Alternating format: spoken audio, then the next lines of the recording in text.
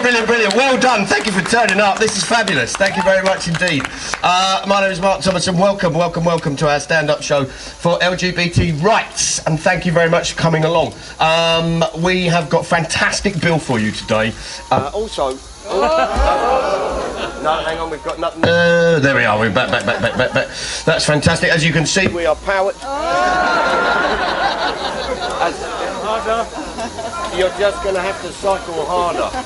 Have we got any... Sounds like a connection issue. Is it a connection? It's a power issue, I think. It's a power... No, we're back.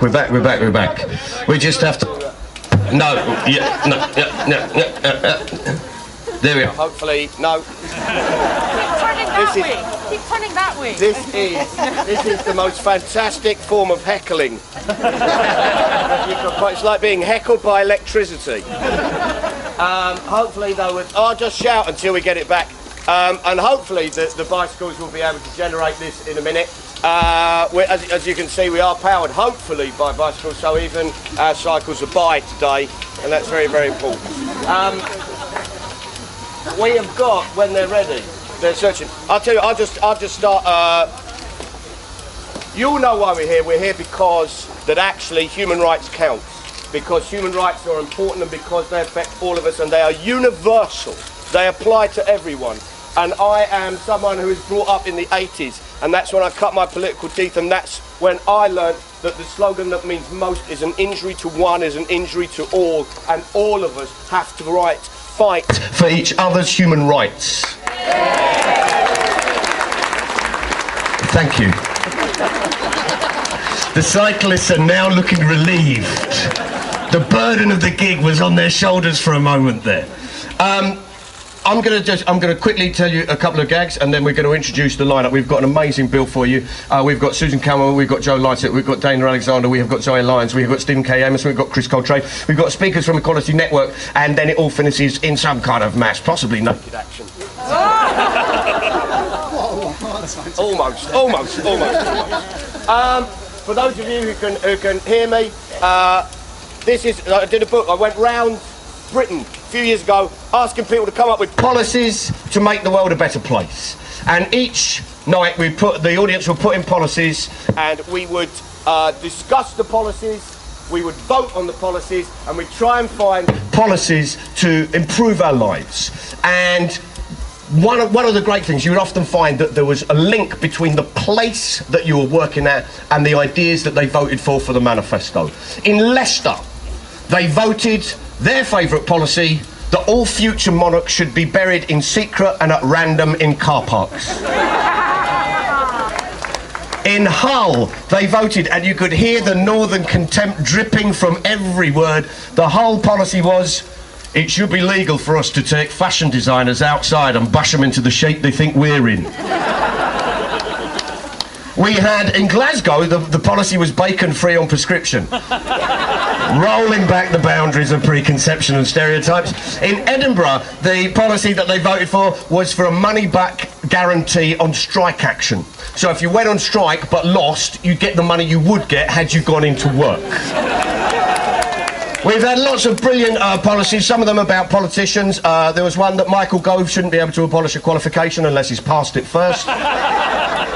There was another one that George Osborne drives a bus at 30 miles an hour. If Britain's credit rating goes below AA, the bus explodes.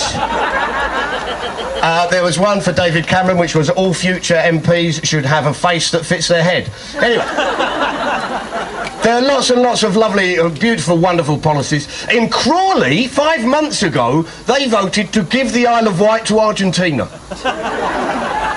So there's a whole range of policies that got voted on. And I'm pleased to say there's a massive amount that were about social justice. In Cardiff, they voted that anyone found guilty of a homophobic hate crime should serve their entire sentence in drag.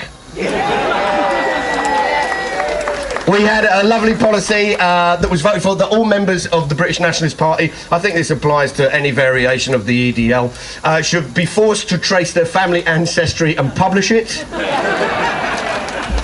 Because I think one of the great things about living here is the fact that we are a mishmash of folk. Ever since these islands have emerged, people have come to it. We've had Celts, we've had Anglos, we've had Saxons, we've had Vikings, we've had Normans, we've had Romans. We have had every combination. The first black people came to this country with Roman legions. We are a multicultural nation. We are a hodgepodge nation, and much the better for it. So if you're going to come up with some crazed idea that there is, one, such a thing as the purity of British bloodline, and two, that this pure bloodline means you actually love the country more than anyone else, then you better be pure. Because a lot of these BNP, they come over here. One of my favourite, I'll tell you two of my favourites, and I'll get one of the woman who I'm in love with at the moment on stage for you. And you look rather, oh no, it's great, it's flirt action. One of my favourite ones was from North London, where they voted that all models should be chosen at random from the electoral register. And I love that idea because it completely rewrites our narrow-minded vision of eroticism and beauty. It means that actually, if you're an advertiser, you can't go, I want a skinny woman with big breasts. You have to say, I want a model. And we will say, we will get the electoral register and a massive tombola. And we will pick up random. Any one of us could be the model. I could be the model. And the people doing the modelling will be informed of their assignment the same way people get told about jury service. So I'll just get a little letter in the post. I'll be sitting there at breakfast going, bloody hell, I'm doing Calvin Klein tomorrow. One of my favourites, and it's always been one of my favourites, was, oh, there is actually a lovely one here, that says, it's got voted, I've forgotten where it got voted on, but it said, all police officers should wear badges with I'm here to help. Which, I want to say, actually, this is, don't say this too loudly. I've never said this before. But thank you to the police officers for helping us facilitate this demo gig here. Seriously, don't say I said that or I'll sue. I mean it. I was talking to one cop, he was so nice. He was just so nice and pleasant. I was sitting there just thinking, well, there's the act gone down the drain. So, one of my favourite ones that we voted on, and it was voted on in 6 different places, was for equal marriage. That we should have equal marriage, and I'm really proud of the fact that we now do have equal marriage. I know some people have always said, no, you can't have equal marriage, you can't have it. You can't have it, Mark, because it's unnatural. And to those people I say, no. I'll tell you what's unnatural. UHT milk. That's unnatural. 2 people loving each other is entirely natural. 3 even more so in South London. Some people go, no, Mark, we can't have equal marriage because it will undermine traditional marriage. And to those people I go, no, what undermines traditional marriage is married people shagging people they are not married to. And you cannot blame the gays for that without a very elaborate conspiracy theory and possibly state-of-the-art prosthetics. Some people say, no, Mark, we can't have equal marriage because God forbids it. And they will quote Leviticus. And the section they'll quote is Leviticus 20, chapter 20, verse 13, which says, if a man lies with the man as with a woman, both of them shall have committed an abomination.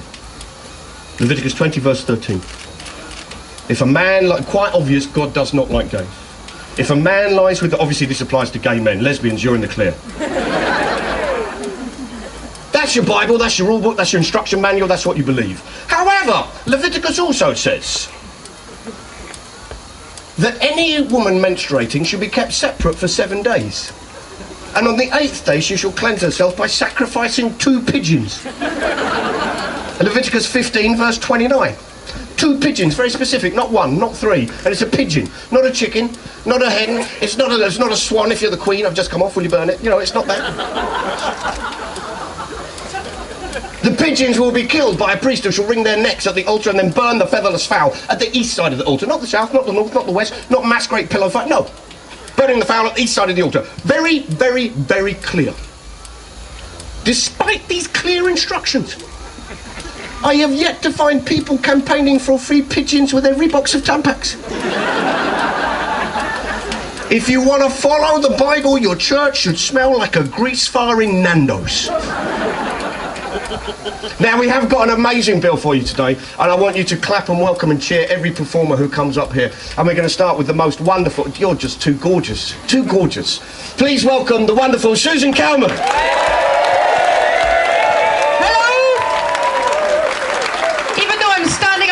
I'm aware of the fact many can't see me, I apologise. It's also the only time I've been this close to a sweating man in a very long time. Handsome.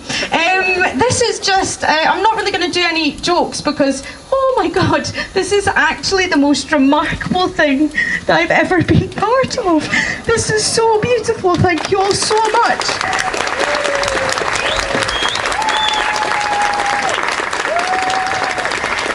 I grew up in Glasgow in the 1980s. It just wasn't the easiest place to grow up. It was as easy as being a vegan in an abattoir, being a lesbian. And I went on my very first Pride March and realised what it was to have support. And so many of you come, gay, straight, LGBT, two lovely people from the Fred Macaulay audience have come. You're even from Scotland, you're on holiday, and bless them, they've come. Give them a round of applause, for God's sake. I always say, comedians have very few talents apart from the ability to stand still and say things, and this is what we're doing today. And the main thing is trying to get the mainstream media, trying to get everybody talking about what's happening in Russia so that people understand. Growing up with Section 28, which is in no way the equivalent of what's happening there, was difficult. If I hadn't found a teacher who was brave enough to tell me I was okay, I don't know what would have happened to me.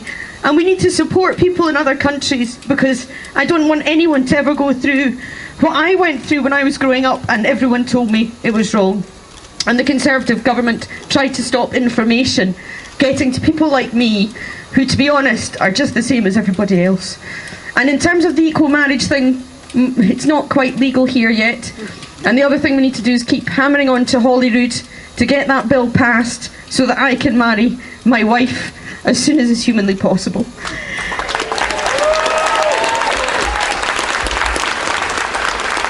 It's very odd. Anyone that's ever seen me on stage thinks that I'm one hell of a bolshy Glaswegian lesbian, and I am. But I'm also someone who's hugely affected by the kindness of humanity of others. And all of you coming here today is just the most beautiful thing. Oh God Almighty!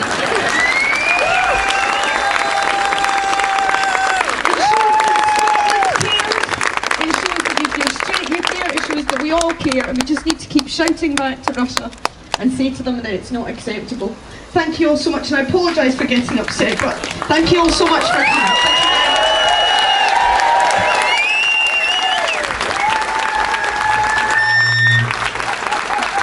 Susan Calman, you will not see a performance nor speech like that often, my friends.